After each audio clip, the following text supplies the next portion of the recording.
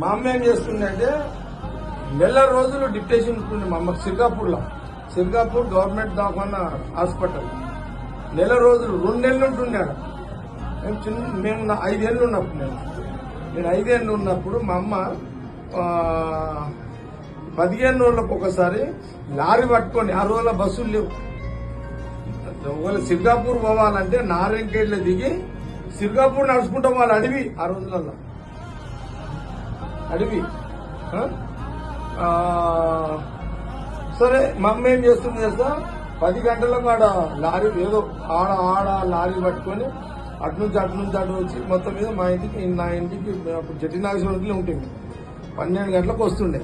వచ్చి కొడుకు ఎట్లున్నాడు, కూతురు ఎట్లున్నాడు చూసుకొని మబ్బుల మళ్ళీ ఎన్ని గంటలకు 4 గంటలకు లేచిపోతుండే మా అమ్మ. 4 గంటలకు ఆడిపోతుండే. నారాయణఖేడ్లో దిగి సిర్గాపూర్ నుంచి 60 రోజుల బస్సుల్లో. ఇది ఎప్పటి కదా, నా వయసు ఇప్పుడు 60. నేను 55 ఏళ్ల కింద కథ చెప్తున్నా నీకు. నేను 55 సంవత్సరాల సంగతి చెప్తున్నా. అప్పుడు మా అమ్మ మళ్ళా మబ్బుల 4 గంటలకు పోయి సిర్గాపూర్ ఏఎన్ఎం డ్యూటీ చేస్తుంది.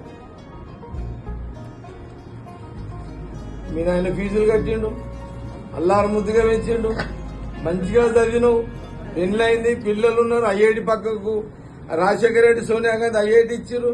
పక్కగా మీ భూమిలో వాల్యూ పెరిగింది.